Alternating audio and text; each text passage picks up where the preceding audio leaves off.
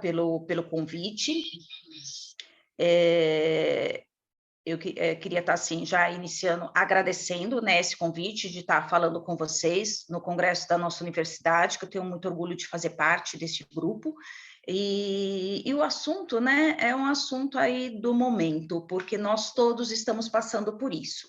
Então, é a ansiedade e a depressão em tempos de pandemia, né, o quanto que a ansiedade e a depressão estão fazendo parte da nossa vida neste momento.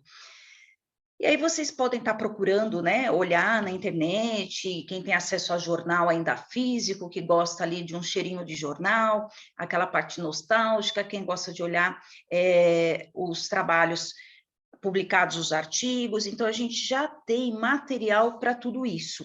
E o que falam, né, esses artigos, essas matérias de jornal e tudo mais. Então, olha que interessante essa daqui, essa pesquisa do Datafolha. Ele fala que jovens e mulheres são mais afetados por depressão e ansiedade na pandemia, né? Então, aqui ele mostrou que 44% dos brasileiros estão enfrentando problemas emocionais.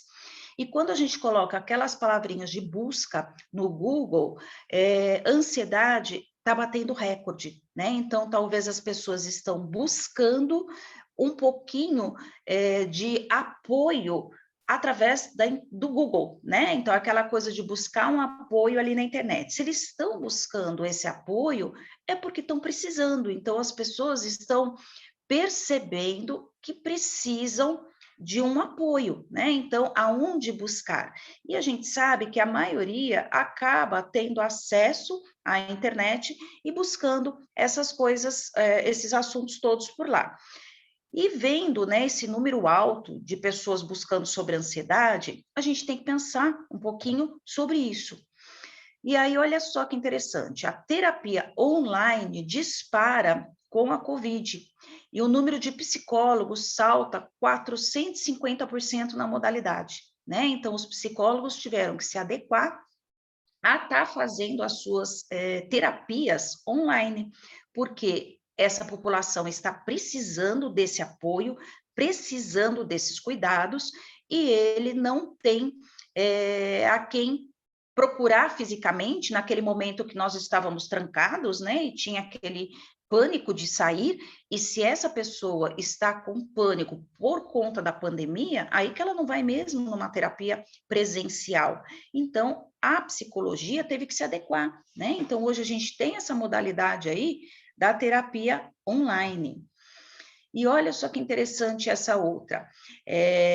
Covid, o que é cérebro pandêmico e como ele afeta o nosso dia a dia, né? Então, o que ele fala? Que a exposição prolongada ao estresse crônico provocado pela pandemia está tendo mais consequências do que podemos imaginar, né? Então, quais seriam essas consequências? E aí, nós estamos preparados para elas, né? Nós estamos preparados para receber esses pacientes pós-pandemia? E nós, né? Como que nós estamos em relação a essa pandemia? E aí, olha esta outra, né? De fevereiro deste ano. O Brasil lidera os casos de depressão e ansiedade. Gente, desculpa, mas meu cachorro está em casa. A pesquisa feita pela USP coloca o país no topo da lista de 11 países. Conversamos com um especialista em saúde mental para entender o cenário. Então, essa repórter, ela fez uma entrevista com pessoas que entendem sobre depressão e ansiedade, psiquiatras, né?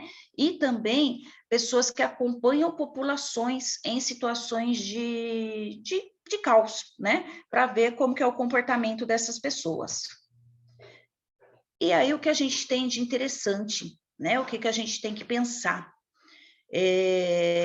Eu me olhando no espelho, o que eu vejo, né? Hoje, vocês acompanhando o seu perfil, olhando você. Então, assim, nós vamos receber esses pacientes durante a pandemia, estamos recebendo, nós vamos receber esses pacientes pós-pandemia. Mas e eu? Como eu estou? Vocês já se olharam no espelho? Vocês já olharam para vocês no momento de pandemia para enxergar como você está, né? Então, como eu estou me comportando nesse momento? Eu estou sendo afetado por ansiedade, a depressão chegou em mim, a depressão está alterando o meu dia a dia, porque nós sabemos que qualquer condição, ela tem que ser acompanhada a partir do momento que ela limita o meu dia a dia, né? Então, será que essa ansiedade, essa depressão pode estar limitando o meu dia a dia, enquanto estudante de odontologia, enquanto professor, enquanto mãe que está em casa, então tá lá, que nem eu aqui, estou aqui, dando aula para vocês, o cachorro começa a latir, né? O filho que está saindo, você está preocupada com outra coisa no mesmo momento, então tudo isso altera o nosso nível de ansiedade e depressão, né? Como que poderia eu olhar para mim? Então, essa é uma reflexão importante de nós pensarmos em olhar para nós, né? Olhar no espelho. E aí, o que é que eu tenho que entender? Quais são os padrões da minha mente, né? Que padrão que eu estou? Eu estou focada num padrão de sucesso ou num padrão de fracasso? E a gente tem que pensar sobre isso. É extremamente importante essa reflexão, porque a nossa mente acaba guiando muita coisa do nosso sucesso ou fracasso, né? Então, é o momento que a gente tem que tentar organizar os nossos pensamentos. E nós vamos falar um pouquinho sobre isso, né? Então, um pouquinho da nossa mente enquanto pessoa, né? Então, não pensar só na depressão do outro, na ansiedade do outro, mas na minha depressão, na minha ansiedade. Como que eu controlo esses padrões? E aí a gente tem que conversar, né? Como nós gostamos de artigos científicos com evidências, né? Então, aqui tem um artigo muito legal que foi publicado este ano, lógico, né? A gente está falando da pandemia de Covid, e aí esse artigo foi publicado numa revista de qualidade. O que que ele quer mostrar para a gente? Qual a prevalência global da depressão e da ansiedade, né? Ixi, gente, olha meus cachorros participando da aula. E aí, o que que a gente tem de importante? Pode? O que que a gente tem de importante sobre isso? Esses autores, eles fizeram uma meta-análise, eles levantaram 29 artigos publicados. Gente, vocês me dão licença um minuto, eu vou ter que falar com eles.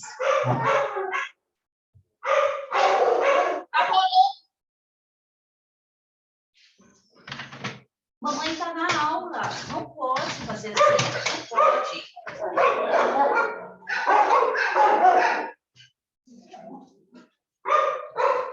Ah, me desculpem. Desculpa, gente, mas eu tive que interromper um pouquinho para dar bronca nos meus filhos peludos, e eles não param. Olha só, vamos retomar, então, me desculpem, tá? O que que nós podemos, então, vou retomar do início desse artigo para a gente não perder aí a nossa linha, tá bom? Olha lá, esse artigo, o que que ele fez? Ele levantou 29 artigos. O que que eram esses 29 artigos para a gente entender? Quando eu falo em meta-análise, eu quero analisar uma coisa ampla, né? Então, tudo que eu posso pegar de apoio do que eu tenho de legal na literatura. Então, o que que a gente tinha de publicação nesse último momento, né? Nós tínhamos, Zequinha, nós tínhamos 29 artigos. Esses 29 artigos eram 29 artigos que falavam sobre depressão e ansiedade em crianças e adolescentes, Zeca, no momento de pandemia, tá? Então, eles pegaram todos, era o que tinha para esse período. Fizeram um levantamento desses artigos e foram verificar o quanto que a depressão e a ansiedade estavam abalando as crianças e os adolescentes na pandemia, né? Então, se vocês têm crianças e adolescentes próximos de vocês, vocês podem ver que a rotina dessas pessoas também foi muito abalada, né? Então, as nossas crianças e os nossos adolescentes têm sofrido muito com todo esse processo pandêmico. E o que que a gente pode ter aí de cuidado? Lá na frente, o que que nós temos que pensar? O que vai ser esse adulto com esse reflexo anterior dessa ansiedade e depressão neste momento? E o que esses 29 artigos mostraram, né? Eles mostraram que depressão, ela aumentou. Nós temos crianças e adolescentes que sofrem processos depressivos, né? Mas na pandemia, essa meta-análise demonstrou que na pandemia nós tivemos de 12,9% para 25,2% das nossas crianças e dos nossos adolescentes com ansiedade e depressão. Então, 25% da nossa população de adolescentes e crianças é muita gente, né? E ansiedade, nós já tínhamos um padrão de ansiedade de 11,6%, e agora, juntando esses artigos, nós temos aí 20,5% de uma população de crianças e adolescentes com ansiedade. Esses processos, ansiedade e depressão, nós temos que entender que são padrões de desordem, né, psiquiátrica. Então, podemos ter uma resposta lá na frente que não seja a melhor resposta para esse padrão, né, da evolução dessa pessoa. A gente tem que tomar um pouquinho de cuidado, né? E aí, o que que a gente tem? A Organização Mundial da Saúde, antes da pandemia, né, ela já colocava o Brasil como um dos países mais ansiosos do mundo, onde a gente tinha uma população de ansiedade, a população com ansiedade muito grande. E também, da América Latina, era o país que tinha maior índice de depressão, né, com pessoas tratadas. Nós tínhamos aí em torno de 12 milhões de pessoas com depressão. Então, a gente já era um país que pontuava muito grande em relação a essas duas desordens psiquiátricas. E durante a pandemia, isso agravou muito. Então, nós tivemos um estudo muito importante da Universidade do Estado do Rio de Janeiro, que revelou um aumento de 90% nos casos de depressão. Então, praticamente dobrou. Então, se nós tínhamos aí um país com uma quantidade muito grande de pessoas depressivas, nós aumentamos isso, né? E já o número de pessoas com crise de ansiedade e sintomas de estresse agudo também dobrou entre os meses de março e abril de 2020. Então, a gente lembra que nesses meses era aquela tensão enorme, né? Sobre o vírus, o que está acontecendo, porque um morreu, o outro morreu, a morte vai chegar na minha família, como que vai ser essa situação? Como eu enfrento tudo isso? E aí, mentalmente, as pessoas se desorganizaram, e se desorganizaram muito, né? Então, tem muita gente precisando de ajuda. Então, a importância da gente estar conversando um pouco é para identificar: eu preciso de ajuda? Tem alguém na minha família que precisa de ajuda? O que é que eu posso fazer para ajudar, né? Então, como futuros profissionais de saúde para os nossos graduandos e pessoal já formado, eu tenho que entender um pouquinho disso. E aí, olha essa postagem que nós tivemos aqui da Fiocruz, da Universidade Federal de Minas Gerais e da Unicamp, em 2020. Tivemos uma alta do consumo de álcool por sexo e idade, dividido aqui. Quanto que subiu em relação a homens e mulheres? Gente, todo mundo lembra que neste período dessa publicação, de maio de 2020, nós tínhamos live, artista fazendo live, bebendo, até mesmo incentivando essa parte do álcool. Quantos artistas que no meio da live estavam tão bêbados que caíam, né? Um coma, uma coisa absurda. Só que isso acabou influenciando muitas pessoas também. E quantas pessoas que estavam sozinhas e às vezes não tinham com quem conversar e ficaram naquele pânico enorme e também deram uma tendência para o uso do álcool, né? Então, isso foi uma situação que a gente tem que pensar muito sobre isso. No pós essa condição. Como que essas pessoas estão agora, né? Continuam com esse aumento do consumo de álcool diário? Como que uma pessoa com essa condição vai se comportar daqui para frente? E a gente tem que pensar, eu sou essa pessoa nessa condição? Eu preciso de ajuda hoje, né? Então, isso é importante, essa reflexão é muito importante para nós. E aí, quando nós vamos olhar o que mostra, né, a televisão, então vamos lá olhar alguma coisa, olha só, aumento aí temos em torno de 63% de ansiedade, 59% de depressão. Então, os jornais já apontam isso há algum tempo. Esse já foi uma publicação da CNN em 9 de fevereiro de 2021, né? Então, por quê? Porque as pessoas estavam já procurando ajuda, né? Então, procurando ajuda, procurando cuidados, então já começava a ser identificada essas duas condições psiquiátricas como aumento no nosso país.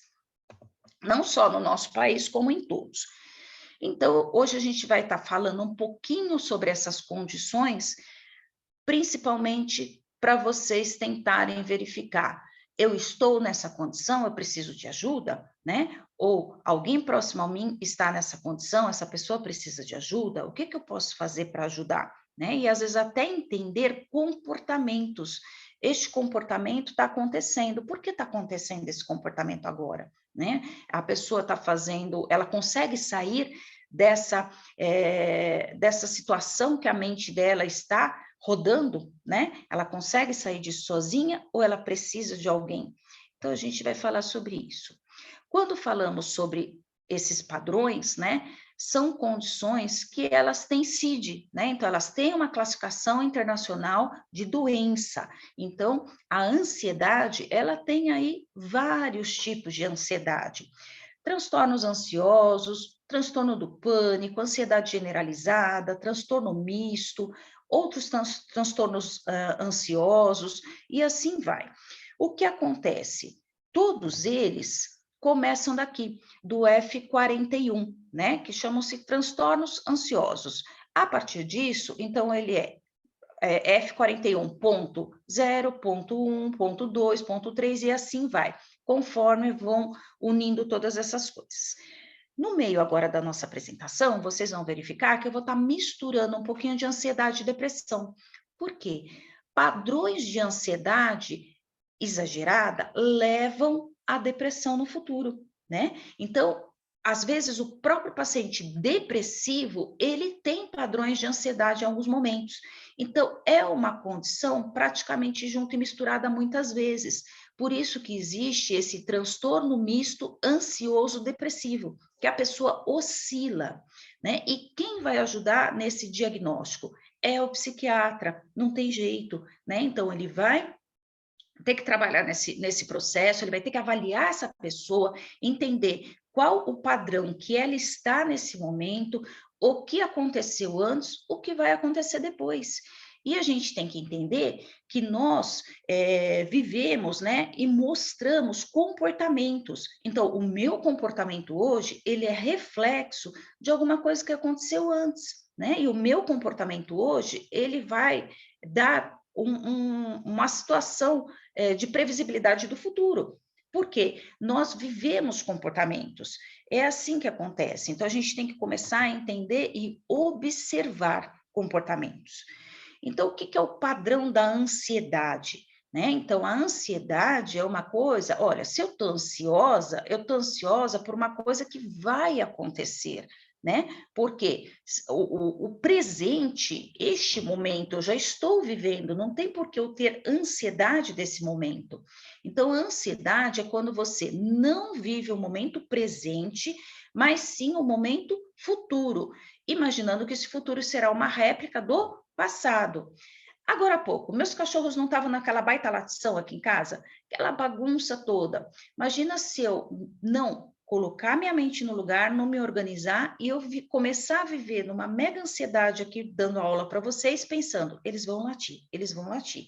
Então, eu não vou viver este momento da aula porque eu estou vivendo o futuro. Eles vão latir ou não vão latir? Não sei, né? Mas eu não posso me desorganizar porque eu tenho que viver o momento presente, né? Então, a pandemia aconteceu muito isso, porque as pessoas, neste momento, elas estão pensando, será que vai ter um novo pico? Nós vamos ter a famosa onda? Como que vai ser isso? E tem gente que está vivendo nessa ansiedade, né?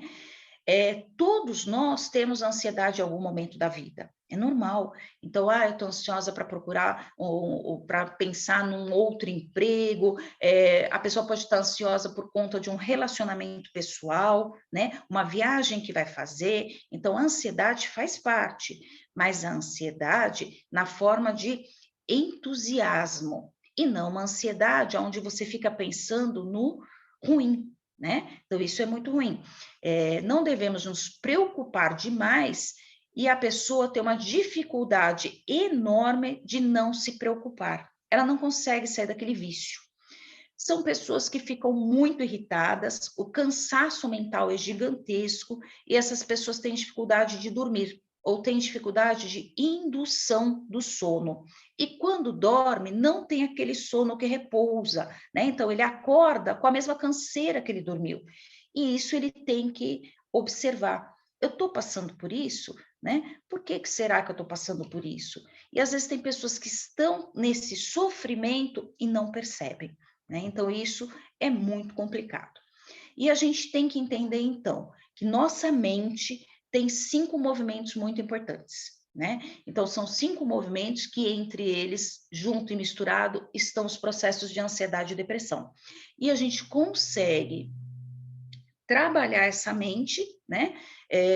Às vezes com a ajuda de um psiquiatra, às vezes com a ajuda de medicação, às vezes precisam de ajuda de um terapeuta, e tem pessoas que conseguem fazer esse trabalho mentalmente sozinhos, né? Mas a gente tem que entender o que pode estar acontecendo com a nossa mente. Então, um dos primeiros padrões, então, seria o quê? Um excesso de futuro. O que é o excesso de futuro? É o primeiro movimento que a mente faz, que ela faz o quê? Ela desloca todas as suas preocupações, todas as suas forças lá para frente, para o futuro, né? Não é errado você passar parte do seu tempo fazendo planos, mas é errado você passar todo o seu tempo pensando lá na frente, porque você vive hoje, né? Então, se o pensamento for constante e obsessivo, é um problema. Então, qual é o grande problema do excesso do futuro hoje, pensando em pandemia? É eu ficar pensando a todo momento quando vai chegar a próxima onda. Eu ficar pensando todo momento quando tudo vai fechar de novo, né? Porque eu estou vivendo o quê? O futuro, mas ligado em quê? Em coisas que eu estou com medo que vão acontecer. Agora, o que é importante do futuro sem ser em excesso? Meus planos, minhas metas, né? Os graduandos, estou terminando a universidade, o que é que eu vou fazer? Os planos. Então, isso não é excesso, desde que para você chegar lá no plano, você hoje termine a faculdade, passe nas provas, tenha o conhecimento do que está acontecendo agora. E você pode ter parte da sua mente trabalhando com aquele futuro. Isso é importante, né? Então, eu posso pensar como posso ir melhor na faculdade, né? Como vai ser o dia de amanhã, o que vai acontecer no meu relacionamento, o que vai acontecer com a minha saúde e esse Covid. Ainda temos risco em minha família. Só que eu posso pensar isso parte do meu tempo, mas não o tempo inteiro, porque eu tenho que viver o hoje, né? Então, não posso ficar pensando em coisas só do futuro. Isso desgasta demais. E o grande processo, né, de depressão, ele está no excesso do passado, né? Então, todo esse padrão de tristeza que a minha mente se coloca, essa pressão toda do passado vai causar depressão. Isso é depressão, né? Então, quando a mente faz um deslocamento excessivo ao passado, esse movimento está ligado a um padrão de tristeza e depressão. Eu posso ficar hoje pensando o tempo inteiro, nossa, morreram mais de 600 mil pessoas, porque o vírus fez mal para todo mundo, porque faltou oxigênio, muitas pessoas elas morreram por conta disso, porque fizeram testes com medicamentos que não tinham comprovação científica, porque tem gente que morreu por conta disso. Então, assim, eu ficar remoendo esse passado 100% do meu dia vai me levar a um processo depressivo, né? Então, essas histórias, essas lembranças fazem parte de qualquer ser humano. Ninguém quer que se esqueça o dia anterior e só viva o presente e um pouco do futuro. Mas isso tem que fazer parte de uma história, né? Uma história que fez parte da construção da nossa pessoa. Mas a gente não pode ficar lá atrás, né? Então, ninguém fica deprimido pelo que não aconteceu. Ele fica ansioso pelo que não aconteceu.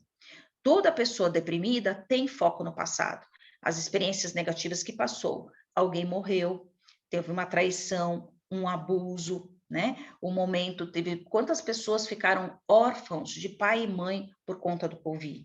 Mas se essa pessoa não começar a viver o presente e focar no futuro, ela vai viver este momento de depressão o tempo inteiro. Né? Então, independente da situação, o significado será o mesmo. Quando se revive o passado no presente. Então, excesso de passado é depressão. A gente tem que tomar muito cuidado com isso, tá? Com essa depressão que pode afetar. E aí, depressão tem um CID, então tem uma classificação internacional de doença para depressão, que é o F33. E aí também tem vários níveis de depressão, tem depressão menor, depressão maior, né? A gente tem estados depressivos, né? Tem pacientes que passam por períodos de depressão, como depressão pós-parto. Então, a gente não vai citar muito essas condições, porque não é o nosso foco, né? O que eu tenho que entender? Hoje, no momento de pandemia, que a gente ainda está na pandemia, está numa fase mais estável, mas não tranquila, estável, né? Como que está a minha mente neste momento? Temos que entender que depressão é uma doença psiquiátrica. Então, se ela é uma condição psiquiátrica, que médico eu devo procurar? Um psiquiatra, né? Então, não é um médico de louco, de forma nenhuma. A gente não deve olhar o psiquiatra dessa forma. Ele é o profissional capaz de dar apoio a essa condição.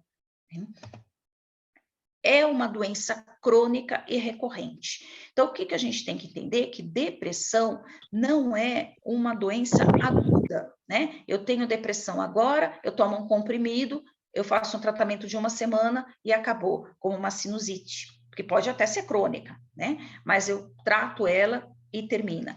Depressão é uma condição crônica e recorrente. Esse paciente precisa ter um acompanhamento.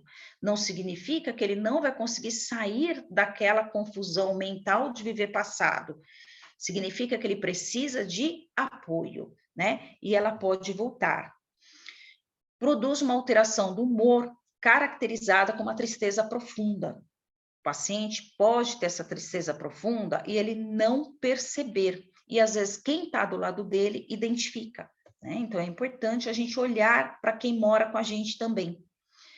Está associada a sentimentos de dor, de amargura, desencanto, desesperança, baixa autoestima e culpa. Né? Então, esse é um processo difícil da pandemia em relação a quantos profissionais de saúde que estavam atuando na linha de frente e viram, presenciaram mortes e mais mortes, né? Então, ele pensando, eu não tenho mais esperança, não encontro mais uma luz no fim do túnel. Será que eu, como profissional de saúde, poderia ter feito alguma coisa a mais?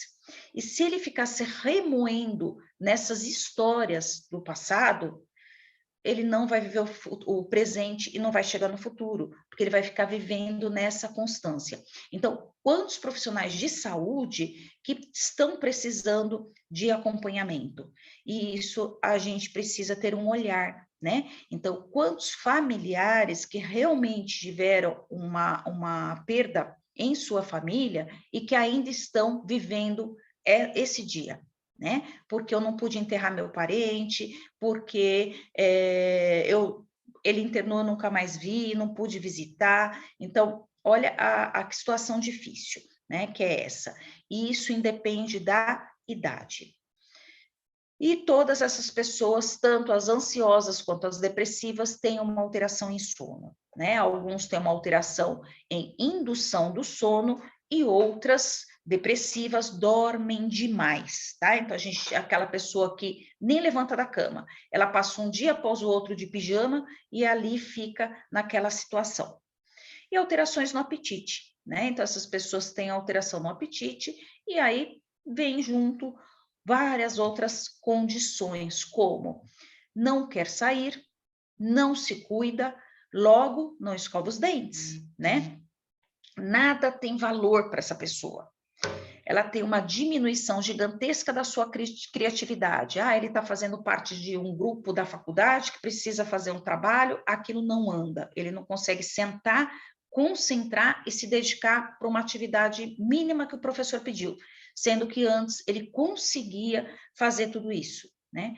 Uma diminuição da consciência de existência do eu e um pessimismo generalizado, né? Então, essa pessoa, ela precisa se olhar no espelho e tentar identificar isso. Só que às vezes chega num ponto que ela não se olha mais no espelho, porque ela não entende mais essa consciência do eu. Então, neste momento, essa pessoa está precisando sim de uma ajuda de um terceiro para olhar e falar: fulano, você precisa de ajuda, né? Essa situação que você está vivendo não é legal. Né? A gente tem que respeitar o luto de todos, e o luto, ele não está apenas na morte, o luto está em situações que vivemos, né? Perdas de um objeto até, tem pessoas que passam por luto nessa condição. Situações, quantos de nós não estamos tristes por conta de não ter frequentado nossa universidade do jeito que nós queríamos, né? Não era assim o nosso planejado, era estar lá presencial, estar lá fazendo clínica todo dia, fazendo os nossos laboratórios e tudo mais. E quantos de nós que não estamos vivendo esse processo do, se não fosse o vírus, tudo seria diferente. Só que o vírus já foi, aconteceu. A gente tem que viver o hoje e planejar o nosso futuro, né? Então, quem percebe um colega da universidade nessa situação, né? Tente ajudar. Isso que é importante. E a gente tem uma condição um pouquinho mais grave, né? Que é uma condição chamada de transtorno depressivo maior. Para esse transtorno depressivo maior, essa pessoa tem uma vulnerabilidade genética, ou seja, ela tem um caráter hereditário da condição, ela tem alguém que já sofreu um processo de depressão na família, e neste momento de pandemia, essa pessoa, ela pode afundar numa condição mais severa, né? Ela pode entrar ali numa depressão maior e precisar muito de ajuda, né? Então, qual seria o quadro clínico? Alteração de humor, sintomas cognitivos, sintomas neurovegetativos, sintomas álgicos inflamatórios, e aqui entram pacientes que vêm procurando o dentista por dor, né? Então, ele tem aqui dor na articulação temporomandibular, dor na face, dor de cabeça, em toda a região. Ele tem esses quadros de dor e inflamação. É uma coisa absurda quando a pessoa está descompensada dentro desse seu transtorno depressivo maior. E aí ele precisa usar medicações que atuam não só na depressão, mas na dor, né? E disfunção da neurogênese e estresse oxidativo. Então, essa condição é uma condição mais grave, mas a gente tem que lembrar que dentro de todo esse reflexo aí da pandemia, nós temos pessoas que têm essa vulnerabilidade genética. Então, pode ser que eu tenha pessoas que estão num quadro depressivo menor e pode ser que tem pessoas que estão num quadro depressivo maior. Quem vai identificar isso? O médico, né? Eu tenho um terceiro momento, que é o momento de excesso de foco nos outros. Então, muita gente vive o excesso de foco nos outros. Então, é um movimento de escape mental que ocorre quando a pessoa tem o foco no outro, impedindo que ela viva a vida que escolheu. Então, não é ruim ter esse foco, só que a gente não pode viver só disso, de pensar o que o outro faz, por que, que o outro teve sucesso, por que, que o outro teve a nota boa na prova, né? Por que, que o outro comprou um carro novo, por que, que na família do outro não morreu ninguém. Então, o que acontece? Essa pessoa faz pelo outro, né, apenas para fugir de si mesma. Então, ela não quer melhorar o seu padrão, ela não quer fazer nada para melhorar a sua vivência. Ela fica mais focada no outro. Então, são pessoas que querem ser socialmente aceitas a qualquer custo. Dessa forma, foge de si mesma e não encara os seus reais problemas, né? Então, também precisa de ajuda uma pessoa nessa condição, independente até de pandemia. Temos um outro posicionamento, que é o excesso de percepção. Então, o que é excesso de percepção? Ocorre com pessoas que fazem um movimento de escape mental, colocando no centro de tudo o que os outros vão pensar delas, tá? Então, isso causa uma retirada do foco principal da pessoa que importa, que é você. Então, são aquelas pessoas que elas têm medo de crítica, né? Então, eu me posiciono hoje não do jeito que eu queria, mas de uma forma que eu sei que o outro não vai me criticar. Mas, às vezes, o seu posicionamento, ele pode ter críticas, isso não tem problema nenhum. Você tem que se posicionar do jeito que você acha que tem que se posicionar, o que é certo para você dentro da sua realidade, dos padrões que você escolheu, né? E não você viver uma pessoa que você criou para que o outro te perceba como que eu te aceite. Né? Isso, os nossos jovens, eles têm muito problema nessa condição, porque ele quer ser aceito pelo grupo. E aí ele cria um personagem que não é ele não é daquele jeito, né? E isso precisa de ajuda. Então, agindo dessa forma, essas pessoas não conseguem atingir grandes resultados, porque no momento que deslocam suas mentes para o que vão pensar de você, o foco é retirado dos anseios e de seus desejos, que são o que realmente importa na sua vida. Então, você começa a viver uma vida que você criou. Para quê? Pensando, eu gosto do fulano, eu sigo fulano, ou é o cara que tem 500 mil seguidores na internet, eu preciso ter aquele padrão. Só que será que aquele padrão é o padrão que eu preciso para o futuro que eu quero? Né? Então a gente tem que pensar até que ponto estamos vivendo assim, criando personagens. E aí o nosso ponto aí de último posicionamento da nossa mente seria o excesso de ego, né? Então o excesso de ego é complicado. Essas pessoas que elas não percebem o excesso do ego, elas envelhecem assim, né? Então é muito difícil. É quando há um movimento da mente de deslocamento para o ego. São pessoas que precisam levar vantagem em absolutamente tudo, porque não consideram o outro na hora de tomar decisões, né? São pessoas com excesso de ego, essas pessoas não geram valor para o outro. Então, tudo que ele faz é melhor, tudo que ele, a nota dele sempre foi a melhor, o trabalho que ele apresentou foi o melhor, o dente que ele fez na faculdade foi o mais bonito, o carro que ele tem é o melhor, e assim vai. Também é uma condição que precisa ser tratada, né? Bom, então vamos lá.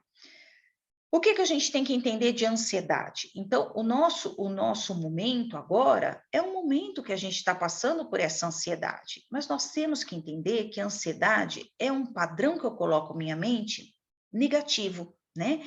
Então, por quê? Porque eu vou ficar ali ansioso o tempo inteiro pensando em coisas que podem acontecer. Então, o que é isso?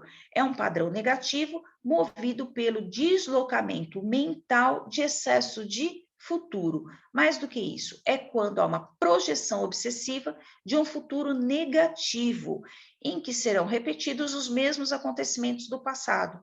Então, neste momento, o que está gerando a ansiedade da pandemia? É exatamente, vai voltar? Vamos ter pico, né? Vamos ter outra onda? Que variante que vai aparecer agora? E tem gente que fica ali buscando na internet que país que já está tendo um ponto de retomada do vírus, né? E não procurando aonde já está normalizada a situação, aonde que as pessoas já estão sem máscara, aonde que já está todo mundo vacinado. Não, a pessoa quer viver o passado e ela não sai daquilo, né? Então, isso é muito difícil. Mas a gente tem que tomar um pouquinho de cuidado, que um pouquinho de ansiedade é importante. Em que momento? Podemos chamar a pessoa que tem a visão de futuro altamente desejável de entusiasmada. Então, eu posso viver o futuro, mas de que forma? Se eu for uma pessoa entusiasmada para aquilo, ok, eu estou terminando a minha faculdade e eu já estou bolando. O que eu vou fazer o ano que vem? Eu tenho condições de montar um consultório, eu vou procurar um emprego, vou juntar um dinheiro para fazer? Então, o que eu estou fazendo? Pondo metas para o futuro que dão o quê? Me deixam entusiasmada por que eu vou fazer.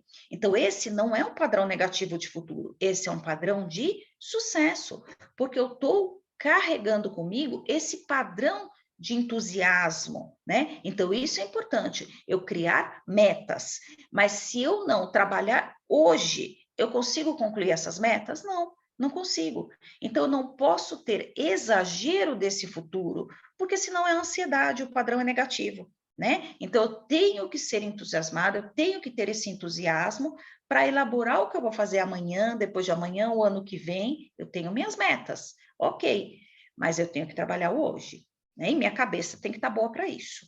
Então, a gente tem que pensar nisso. Então, o padrão de sucesso é importante, né? Então, ansiedade, a gente até tem pessoas que confundem um pouquinho de ansiedade com entusiasmo.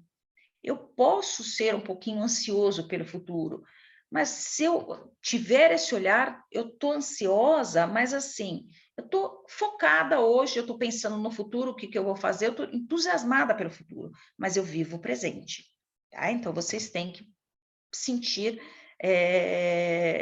um pouquinho o como a mente está se comportando.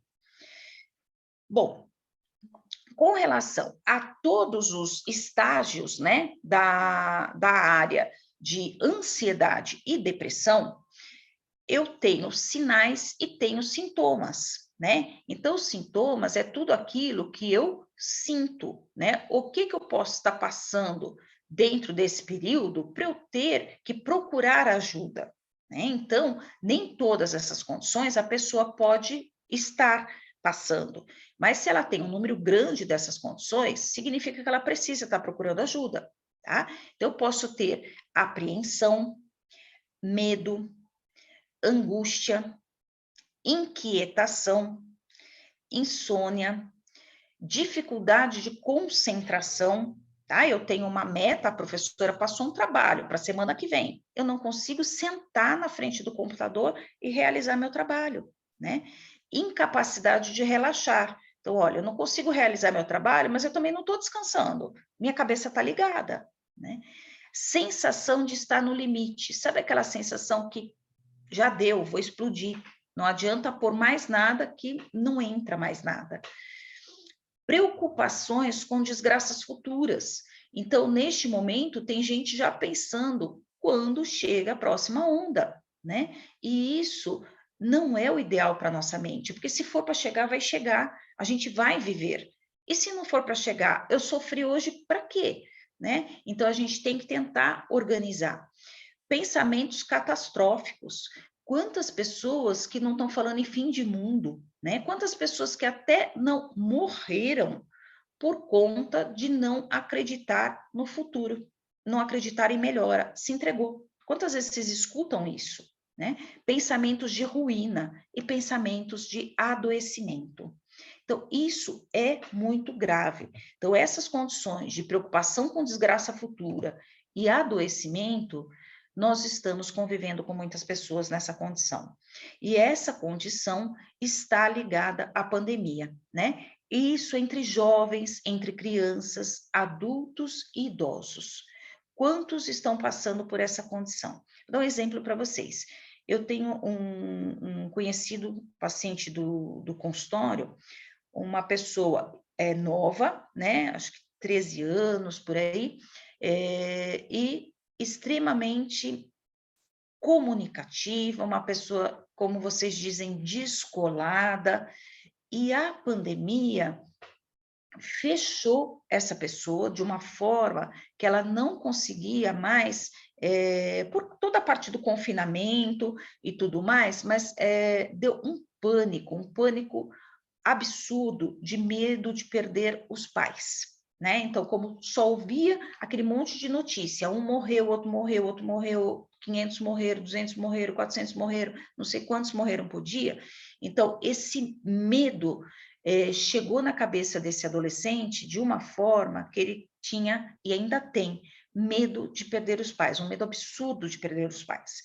E o adoecimento dessa mente foi muito grande, né, de precisar perder ajuda, e teve uma alteração no seu apetite muito grande, só que não de não comer, mas de comer muito, numa questão de ganhar aí, nesse 1 ano de pandemia, mais de 10 quilos, né? Então, essa pessoa precisou buscar ajuda, fazer tratamento por conta da pandemia, e ainda está em acompanhamento.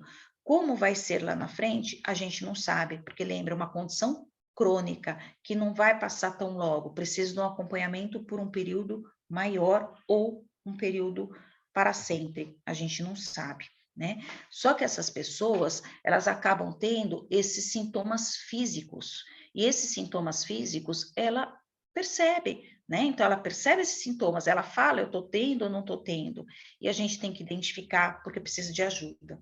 Então, tem pessoas que têm sudorese, falta de ar, hiperventilação, boca seca, formigamentos nas extremidades, né? A pessoa fala, eu estou formigando tudo. A náusea, naquele formato que fala que são as borboletas do estômago, né?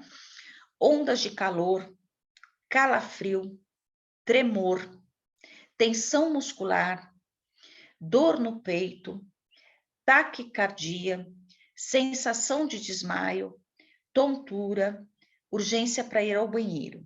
Alguns desses são sintomas físicos, tá? Então, esses sintomas, o paciente, quando nós, dentistas, né, ou o estudante aí de odontologia recebendo seus pacientes em consultório, na nossa clínica, o paciente pode relatar essas coisas. E aí, ele até pode pensar, será que eu estou com algum outro problema? Né? Estou com problema cardíaco, não estou? É a pressão, não é? E às vezes não. É realmente uma condição ligada à ansiedade que esse paciente está passando, né? Não só ansiedade, como níveis aí também de depressão. Só que a gente pode ter uma condição de ansiedade, lembra que nós tínhamos, que eu comentei que você tem o transtorno depressivo maior, né? A ansiedade, ela pode se tornar uma condição como essa, que é um transtorno da ansiedade generalizada. Isso tem um CID, tá? Que é a famosa TAG. O que é isso? Uma preocupação intrusiva, quase que diária, relacionada a efeitos rotineiros. Nesse caso, a gente pode ter a ansiedade generalizada desde a infância, tá? Então, não são condições que você tenha o diagnóstico só na fase adulta. Você tem crianças com TAG e os pais precisam olhar.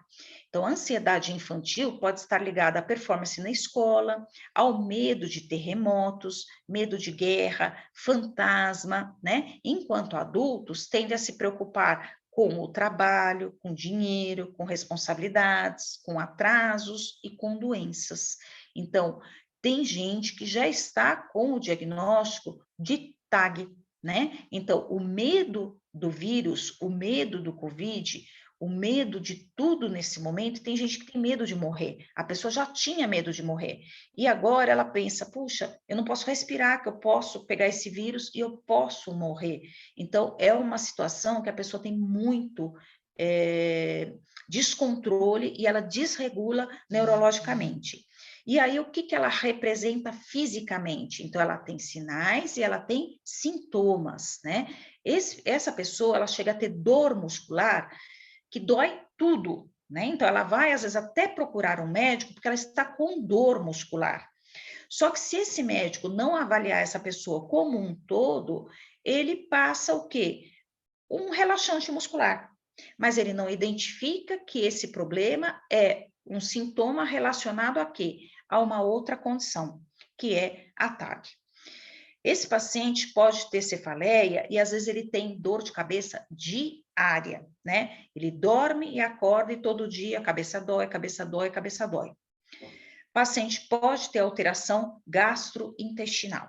Então, são pacientes que precisam de diagnóstico, que eles precisam tratar o conjunto e não apenas um sintoma, né? E agora a gente está tendo alguns nessa condição. Temos uma outra condição de ansiedade, né? Que é o nome que a gente às vezes escuta como fobia social. Fobia social pode ser chamada também de transtorno de ansiedade social. Então, é o quê? É uma condição que a pessoa trava, né? Não sei se já aconteceu com alguém que está ouvindo, do tipo, vou apresentar um trabalho na escola, na faculdade, eu travo, não vai, não consigo. Então, é um medo, uma ansiedade paralisante, quando a pessoa é exposta a um ambiente social, ou fazer algo em público, como apresentar um trabalho, sair com alguém que ela está interessada. Então, estava tudo certo, tudo planejado, ia dar tudo certo. Chega ali no momento, trava, não vai, né? E isso é muito ruim para a pessoa, precisa tratar, né? Então, a gente chama isso de timidez patológica, porque é uma condição que precisa tratar, e ela tem início na infância. Então, é aquela criança que quando a professora falava, vamos ler, fulano, leia o parágrafo. Nossa, eu já estava morrendo. Ou então aquelas pessoas que a professora vai indo de carteira em carteira, cada um vai lendo um parágrafo, e ele já fica em pânico quando chegar o parágrafo dele, se ele vai ler direito, se ele vai errar alguma palavra, como que vai ser, né? E aí trava e não sai nada. O problema dessa depressão, desse transtorno de ansiedade que vem da infância, que são condições que podem levar à dependência química ou depressão. Então, a gente tem que identificar nas nossas crianças essa fobia social, esse transtorno de ansiedade social, porque é uma criança que, às vezes, na sua adolescência, busca como fuga uma dependência química, né? Então, para ele conseguir falar em público, ele pode ter começar com uma dependência química, né? Usar uma droga, seja ilícita, seja lícita, ele pode também afundar num processo depressivo. Lembrando que excesso de ansiedade vai chegar numa depressão. Então, a gente tem que olhar essa criança também, e ela precisa de acompanhamento e tratamento.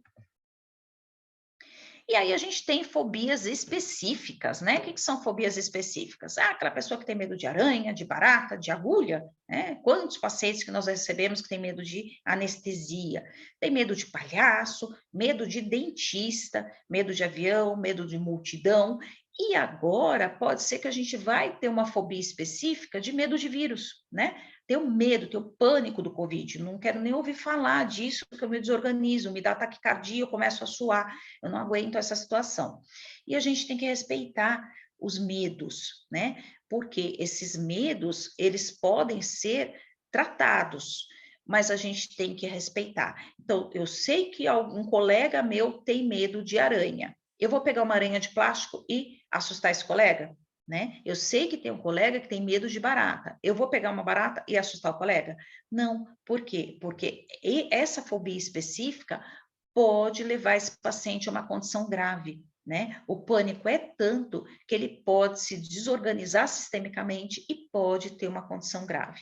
Então, a gente tem que tomar muito cuidado. Essas fobias, se elas causam limitação das atividades do seu dia a dia, ele precisa ser tratado. Então, imagina uma pessoa que tem medo de multidão e precisa pegar o metrô em São Paulo, né? Ela tem que tratar, porque como que ela vai entrar no metrô lotado se ela tem medo de ficar daquele jeito? E outra coisa, quantas pessoas que pós-pandemia não querem mais andar de metrô? Já falaram que não vão mais andar de metrô, porque é tudo muito cheio, todo mundo respirando ali dentro, né? E ele não quer mais. E como que vai ser isso? Vamos ter que tratar tudo isso, né? Então, a gente tem que primeiro identificar para depois buscar acompanhamento. E a gente tem uma condição bem grave aí de ansiedade, né? Que leva a uma crise de um intervalo aí que pode chegar a uns 10 minutos em crise, que é a crise de pânico, né? Então, a pessoa experimenta períodos de retorno à sua rotina de normalidade, mas, de repente, sem motivo aparente, tem uma crise que dura alguns minutos e tem a sensação de que vai morrer, enlouquecer, perder o controle. Pode ficar em crise até 10 minutos, né? Então, ela pode oscilar essa condição da pessoa. Mas a gente pode ter crise por conta da pandemia, infelizmente, né? Então, tem aquela pessoa que já tem relatos, né? Vejam na família de vocês, com certeza vocês vão buscar essas condições, que a pessoa fala, nossa, eu entrei no supermercado, tinha fila, eu fiquei em pânico, eu comecei a suar, comecei a tremer. Então, ele teve o quê? Uma crise de pânico, porque ele entrou no mercado e viu que estava lotado, ele ia ter que ficar próximo a pessoas. Então, ele ainda está com essa situação precisando ser trabalhada, né? Como que eu vou me poupar, como que eu vou prevenir o meu corpo de estar em contato com esse vírus, mas que eu possa estar nesses ambientes, porque não tem mais como ficar só dentro de casa, né? Então, eu preciso comprar alguma coisa no mercado, eu preciso ir numa farmácia, e como organizar a minha mente para eu não desorganizar, não ter uma crise. E os sintomas são esses: sensação de sufocação, morte iminente, taquicardia, tonteira, sudorese, tremor, sensação de perda do controle ou até de vou ficar louco, né? Alteração gastrointestinal. Então, tem pessoa que, nossa, precisa ir para o banheiro. E aí, a gente tem medicações, né? Então, alprazolam, depois da imipramina, é o medicamento mais estudado no tratamento do transtorno de pânico, com eficácia comprovada em estudos randomizados duplo cego ou placebo controlados, né? Então, o médico vai diagnosticar essa condição e tratar. Precisa de medicação no começo. Tem muita gente que fala, mas eu vou tomar remédio para sempre? Não, às vezes você precisa de remédio para regularizar e a terapia depois te mantém bem na mente, tá? E vai fazendo desmame dessa medicação. Então, às vezes, a gente precisa de remédio. E a gente tem uma condição que é o transtorno obsessivo compulsivo, o famoso TOC, né? Então, pensamentos invadem a cabeça da pessoa e ela tem que ficar fazendo coisas obsessivamente, compulsivamente. Então, uma doença na qual estão presentes dois sintomas: pensamento intrusivo e os rituais para amenizá-los, que podem ser lavar a mão o tempo inteiro, arrumar quadros, né? Não pisar em linhas. Eu estou andando, eu só piso no piso inteiro. No rejunte, eu não piso, né? Checar se se trancou a porta da casa, se trancou a porta do quarto. Então, você fica voltando a fazer aquilo todo o tempo. Gente, e quantas pessoas desenvolveram o TOC na pandemia? Ele levanta, passa álcool na mão. Ele respira, passa álcool na mão. Ele vai para a sala, dentro da casa dele, ele passa álcool na mão. Ele vai para a cozinha, passa álcool na mão. Então, assim, esse toque eu já tenho observado em diversos pacientes no consultório, né? Eu tenho pacientes que ele não fez nada, não encostou a mão em lugar nenhum e ele passa álcool na mão umas 10 vezes dentro do consultório. É impressionante. Então, é um transtorno. A gente tem que tomar um pouco de cuidado também, verificar essas pessoas. E aí temos medicações para isso. Então, o médico vai observar isso e tratar, né? Mas o transtorno obsessivo compulsivo precisa ser tratado. É lógico que a gente tem transtornos que não causam mal, mas tem transtornos, o TOC, que ele limita a vida da pessoa, né? E tem gente que volta 10 vezes para olhar se fechou a porta. Não pode uma coisa dessa. Já fechou, voltou uma, às vezes até se esqueceu, mas a pessoa volta várias vezes. E o toque pelo álcool, eu estou percebendo na minha rotina do consultório, né? Então, a gente tem que tomar um pouco de cuidado. E aí, todas essas condições, né? Todas essas condições, eu tenho como tratar? Tenho. Primeira coisa, eu preciso de um diagnóstico. Só que para eu ter o diagnóstico, lembra do espelho que eu mostrei nos primeiros slides?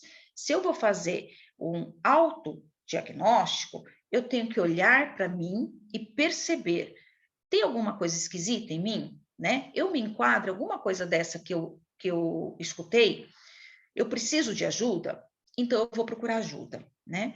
E outro seria você observar a rotina de quem você gosta, seja seu amigo, sua dupla, um colega do trabalho, um amigo da sua casa. Às vezes você tem lá até uma avó que está tendo um quadro desse agora, na fase senil, e ela precisa de ajuda para ter o quê? Uma melhor interação dentro do que ela faz no seu dia a dia, porque isso vai limitar. Esse idoso não vai sair mais de casa de medo e um monte mais de condições. Então, eu preciso identificar que eu preciso de ajuda. Ah, eu vou buscar ajuda. Aonde? Procurar o médico, fazer um diagnóstico, fazer um acompanhamento, e ele vai ver se é necessário uma medicação ou se só uma terapia para organizar a minha mente já daria certo, né? E aí aqui está uma lista de medicações que os nossos pacientes podem vir para o consultório falando que fazem uso. Tem uma lista enorme de medicações que ele pode fazer uso. E agora para frente, nós temos esse aumento de pacientes nessa condição, né? Então, aumento de pacientes com necessidades especiais. E aí, eu tenho que pensar em quê? Um pouquinho de cuidado com as interações medicamentosas, né? Pensando que esses são medicamentos que agem na mente, são medicamentos que agem no sistema nervoso central, e que eu tenho que pensar como que é a interação desse medicamento com alguma outra droga que eu posso estar prescrevendo para o meu paciente. Tem problema? Não tem problema? Posso dar? Não posso dar? Se eu tenho necessidade de pensar numa sedação desse meu paciente, ele faz uso de uma droga como essa, eu posso pensar em sedação ou não posso pensar em sedação? Então, para o profissional da saúde, ele vai ter que pensar um pouquinho nas interações medicamentosas. Então, uma coisinha a mais para a gente pensar.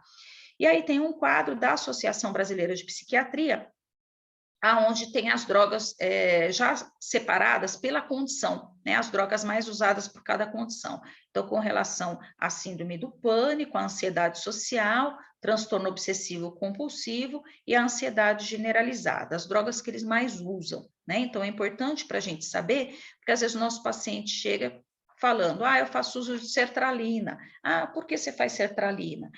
Eu uso fluoxetina. Por quê? Qual a dosagem da sua fluoxetina, né? E aí a dosagem muda, olha, para transtorno obsessivo compulsivo, o paciente faz uso de fluoxetina, 60 miligramas, é uma dosagem alta, principalmente se é o transtorno obsessivo compulsivo alimentar, que ele come muito. Então, ele faz uma dosagem alta da fluoxetina para ele não comer tanto. Só que tem paciente com uma depressão menor que faz fluoxetina, só que 20 miligramas, né? Então, a gente tem que sempre perguntar a medicação e a dosagem e ver a interação medicamentosa, tá bom? Bom, uma das coisas que a gente tem que pensar, né? Durante o meu tratamento, eu estou lá tratando o meu paciente. Se esse paciente tiver uma crise de ansiedade, né, uma crise depressiva, é muito difícil, porque se ele está numa condição depressiva, ele nem sai de casa, ele não vem. Mas ele pode ter uma crise de ansiedade no consultório, né? Por esse padrão todo que ele está vivendo, chega no consultório, ele pode ter. Como que eu posso dar suporte para o meu paciente? Então, primeira coisa é aquilo que os professores falam direto para vocês: verificar os sinais vitais, pressão arterial, frequência cardíaca, saturação de oxigênio, antes de eu começar. Se ele sentiu mal, ele está com aquela sudorese, falando que está com palpitação e tudo mais, todos aqueles sintomas que nós falamos, então o que a gente vai ver? Iniciou, fez tudo isso, estava ok, ele está sentindo mal, vou rever, né? Então, vou ver novamente a pressão, a frequência, a saturação e vou observar se teve algum problema. Alterou? Tá tudo bem? Será que eu conversando eu consigo organizar esse paciente? Às vezes é só uma forma de você acalmá-lo, tranquilizar, né? Ou eu vou ter que verificar se eu vou ter que interromper esse tratamento. Então, depende desse sinal vital, depende do como o paciente está se comportando, às vezes eu tenho que interromper. Vou orientar o meu paciente, se eu percebo que é uma ansiedade, né, a manter respiração. Respira, inspira, expira, inspira, expira. Eu vou acalmar o meu paciente. e vou ver se eu consigo melhora desse quadro dele. Se eu não conseguir melhora, o ideal é reagendar.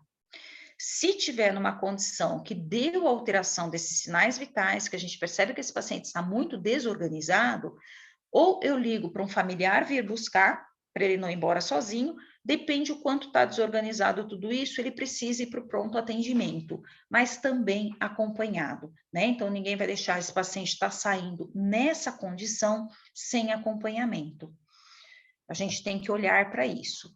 E por isso que aí vem aquilo tudo que a gente sempre fala para os nossos alunos, né? Atender o nosso paciente sempre monitorado. Então, as duas fotos são da nossa clínica escola, né? São da Universidade de Anhanguera, uma embaixo do campo cirúrgico, aqui, ó, oxímetro de dedo o tempo inteiro, do outro lado aqui a verificação da pressão arterial, né? Então, são padrões que são padrões de segurança para o nosso atendimento. E dessa forma a gente consegue acompanhar bem o nosso paciente, né? Então, a gente colocar na nossa rotina esses cuidados. Isso é o olhar do profissional. É importante demais que a gente pense dessa forma, né? Para estar dando um pouquinho de qualidade para o nosso atendimento. Bom, e como ter um padrão de sucesso? Eu acho que é a pergunta, né? Porque assim, ok, eu tenho que organizar minha mente para eu ter um padrão de sucesso. Eu não quero focar minha mente num padrão de fracasso, né? Eu quero focar minha mente num padrão de sucesso. O que que eu tenho que fazer? Eu consigo fazer exercícios para isso? Consigo sim. Então, o que que eu vou pegar? 10% do meu tempo mental, minha mente não fica lá pensando, pelo menos a minha fica, né? A minha fica pensando o que eu vou fazer, o que eu não vou fazer, o que eu devo fazer hoje, minha programação, tudo, minhas metas. Eu vou pegar 10% do meu tempo mental e vou focar no meu passado de maneira seletiva, porque nas lições que as situações negativas te trouxeram para que você não repita os mesmos erros hoje. Então, o nosso passado é importante? Sim, eu vivi aquilo e eu tenho que tirar experiências. Então, o que deu certo, eu trago para frente. O que deu errado serve para eu não fazer de novo, né? Então, eu preciso disso, mas não 90% do meu tempo lá. Eu pego pouquinho do meu tempo mental e foco naquilo, para pegar o que eu posso melhorar. Da pandemia, o que aprendemos da pandemia? Gente, aprendemos muita coisa sobre pandemia, né? Nós aprendemos muito sobre pensar no outro, sobre solidariedade, sobre que tem gente que não tem o que comer, né? Aprendemos em fazer doações, fazer trabalho para o outro, aprendemos muito toda essa tecnologia. Olha, estamos podendo fazer um congresso online, né? Então, nós tivemos muito aprendizado. Para que eu vou focar no ruim? Então, vou focar minha mente, esses 10% no que eu posso melhorar para o futuro. 20% do meu tempo eu vou focar no futuro, né? Prevendo como você quer que seja cada pilar da sua vida. Deve-se sentar e desenhar o futuro desejável. Então, eu vou sentar um tempo e vou pensar o que eu quero para o ano que vem, né? Quem está terminando a faculdade, vou fazer uma pós, vou trabalhar, o que que eu quero? Né? Então, você vai trabalhar, vai focar o futuro entusiasmado, e não aquele futuro pensando, meu Deus, vai ter outra pandemia em 2022? Aí pronto, estragou tudo, né? 70% do meu tempo de hoje, o que que eu vou fazer? Trabalhar o hoje, gente. Eu tenho que focar o hoje, fazer bem feito o hoje. Só no presente que você consegue construir o seu futuro altamente desejável e consegue operar a chegada lá na frente. Se eu não trabalhar bem o hoje, não tenho um futuro legal. E o meu hoje é o meu passado, eu estando amanhã, né? Então, não é legal a gente ter um passado legal, ter experiências legais, então a gente tem que trabalhar o presente. Então, esse exercício, todo mundo consegue fazer sozinho. É lógico que aquela pessoa que está muito desorganizada mentalmente não vai conseguir fazer sozinho, ela precisa de ajuda, né? E essas pessoas que nós vamos identificar. Essa pesquisa fala que, entre participantes dessa pesquisa da Universidade Federal, foi desenvolvido pela Fundação Oswaldo Cruz, pela Fiocruz e a Universidade Federal de Minas Gerais e a Estadual de Campinas. Observou que 40,4% dos brasileiros que participaram da pesquisa sentiam-se tristes ou deprimidos. e 50,6% ansiosos ou nervosos durante a pandemia. Então, o que a gente tem que levar de importante em relação a essa experiência? Nós não estamos sozinhos. Muitas pessoas passaram por essa condição. Só que a gente tem que querer sair dela, né? Senão a gente vai ficar vivendo o passado. Ninguém quer viver o passado. Essa revisão sistemática, ela está muito interessante, porque ela fez um levantamento, né, de todo a história mental, do comportamento mental das pessoas em relação à pandemia. Né? Eu não tenho a tradução dele, mas qualquer coisa eu passo o artigo para a comissão na íntegra. Quem quiser dar uma lida, está bem interessante, tá? Esse artigo. E ele fez o levantamento em alguns países, para vocês verem que nós não estamos realmente sozinhos, mas é uma escolha manter nesse patamar ou sair dele. Né? E às vezes tem pessoas que elas não estão tão afundadas nessa condição que ela não consegue sair sozinha, ela precisa de ajuda. E é isso que vocês têm que fazer, tá? Ajudar. Então, este trabalho, o que aconteceu? Foi o aumento nos problemas de saúde mental, observado em alguns estudos na pandemia. Eles fizeram esse levantamento, né, de todos os estudos publicados, que até janeiro de 2021, observando a saúde mental dessas pessoas.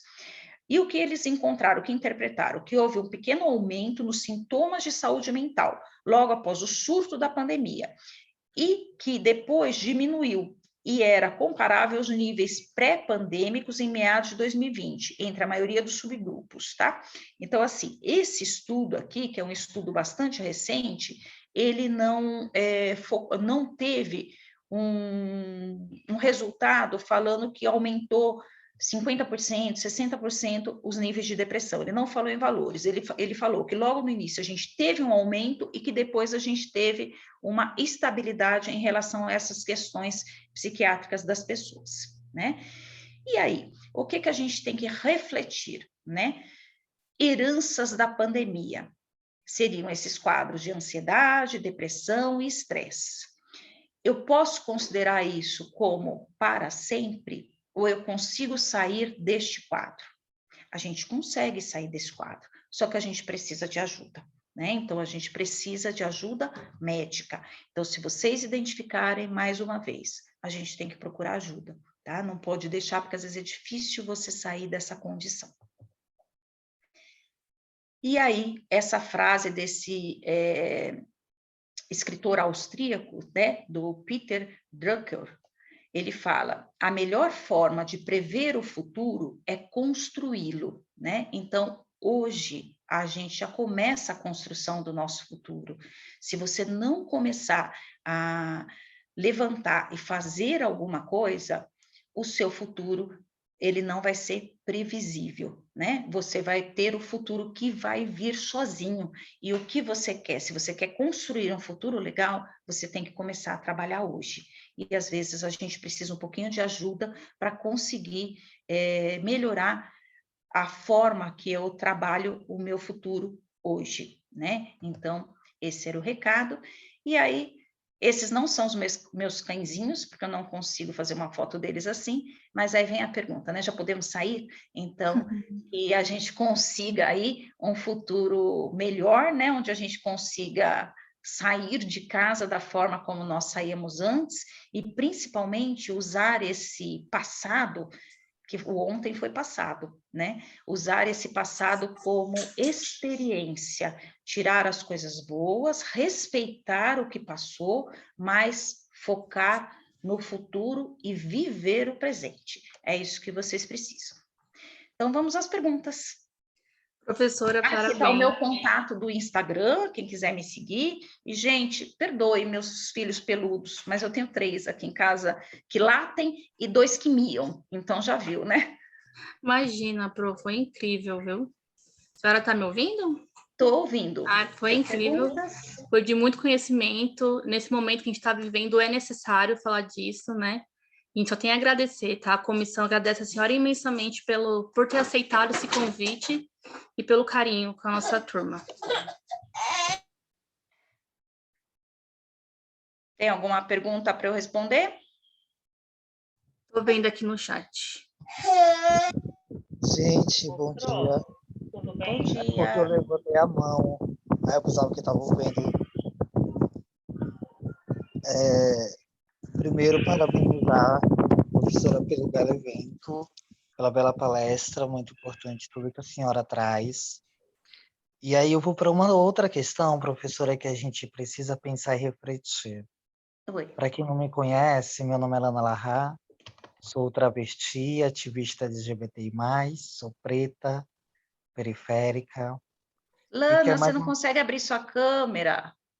professora, eu vou lhe pedir desculpas, porque assim, faz hoje praticamente 9 dias que eu passei por uma violência doméstica de um relacionamento abusivo que eu vivi há quase um ano.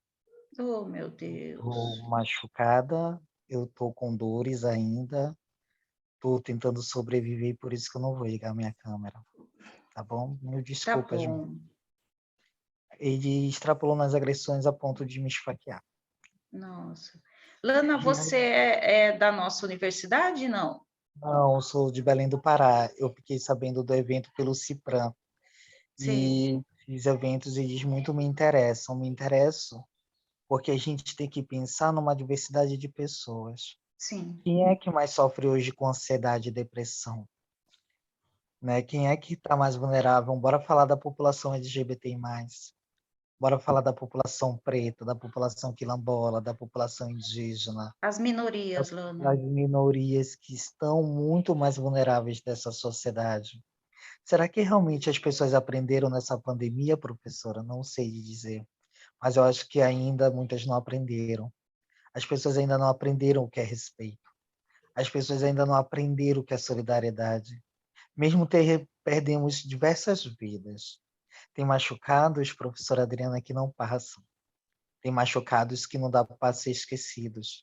Tem machucados que não dá para apagar e que vamos acompanhar pro resto da vida. Durante esses dias eu estou olhando para mim, se a senhora for no meu Instagram e ver meu Instagram, sou muito militante. Sou uma pessoa de luta que está nos atos, que está nas reuniões pela população LGBTI+, mas que infelizmente passou quase um ano pelo relacionamento abusivo, que sofreu e sofre todos os dias o desrespeito da sociedade, os olhares tortos. Quantas pessoas trans hoje nós temos nas universidades? Quantas pessoas trans cometem suicídio? E quem é que fala dessas vidas? Para quem é que essas vidas realmente importam? Falar é fácil. O difícil é estar na pele dessa população. O difícil é entender que 95% da população trans hoje vive da prostituição como a sua única forma de sobrevivência. É difícil entender que o Brasil é o país que mais mata pessoas trans, mas é o país que também mais consome filmes pornográficos de pessoas trans. E aí, como é que fica? A pandemia, ela trouxe ensinamentos, mas ela também trouxe dores, desafetos, afetos que nos afetam. O número de feminicídio, de transfeminicídio na pandemia aumentou. Pessoas LGBTI sendo expulsas de casa durante a pandemia, a ansiedade tomando conta, a depressão tomando conta. Quem não se lembra do jovem de 14 anos, filho da cantora, que fez uma brincadeira com seu amigo? Os preconceituosos, as preconceituosas de plantão comentaram, mesmo ele fazendo o vídeo dizendo: olha, eu não sou uma pessoa LGBT, isso foi uma brincadeira com o meu melhor amigo, a ponto de cometer suicídio. E foi durante a pandemia que isso aconteceu. E, na verdade, eu deixo a pergunta para quem está na academia. Quais são os profissionais e as profissionais que vocês querem ser na sociedade? Qual é a academia que a gente está construindo hoje? Aqui em Belém, a gente conseguiu, com muita luta, fazer com que uma faculdade barrasse um trabalho que ia ser apresentado em um evento de direito, onde a pessoa ia falar sobre a inconstitucionalidade do casamento homoafetivo. Eita. E aí, como é que fica? Então, assim, gente, eram essas palavras que eu queria deixar. E também dizer para vocês assim, eu vou pedir licença ao evento e a todos para compartilhar minha campanha, porque eu estou fazendo uma campanha, eu moro de aluguel, sou desempregado, não posso contar com a minha família, eu estou de cama, eu estou sem nada na minha casa para comer, eu preciso pagar o meu aluguel. Essa situação, nós podemos ver que ela é recorrente em vários lugares, né? Então, não é só em Belém, em São Paulo também, e o quanto que aumentou a violência doméstica no geral, Lana, né? Então, assim, as mulheres, né? Qualquer condição interna, quantas crianças aumentaram a violência dessas crianças dentro de casa, né, dos próprios pais. Então, foi uma condição muito difícil a pandemia. Você estar preso dentro de uma casa foi muito difícil, porque às vezes você podia estar preso com seu inimigo, como aconteceu com você, né? Eu lamento muito o que aconteceu com você, eu espero que você tenha denunciado o seu agressor, e é isso que a gente sempre indica, né? Que façam denúncia com relação aos seus agressores. E quando nós falamos do aprendizado na pandemia, a gente espera que toda a situação de caos ela realmente sirva de algum aprendizado, né? E as pessoas realmente que querem melhorar, elas aprendem. E tem pessoas que pode acontecer o que for, Lana, que não parece que não é nessa vida não que vão aprender, né? Mas nós que militamos pelas minorias é difícil. Mas se cada um não tiver a sua voz e não se expor da forma como você fez, a gente nunca vai ser visto, né? Então, muito obrigada pelas suas palavras, muito obrigada por ter participado dessa palestra, trazendo o seu depoimento, e realmente eu espero que você tenha tido forças para sair da sua casa e denunciar o seu agressor, porque a gente não pode continuar desse jeito. Tá bom? Então, se alguém tem mais alguma coisa para estar acrescentando, quiser estar perguntando, estou à disposição.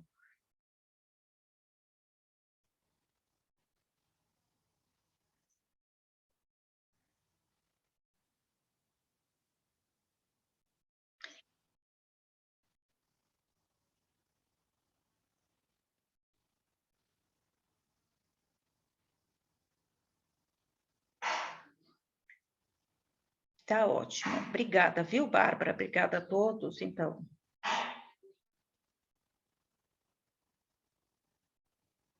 Obrigada. Ficam com Deus. Bom evento. Parabéns para vocês. Pro Adriana sempre dando um show, pro. Patrícia. Estamos aqui. Você acha que eu não ia participar? Que bom. Obrigada.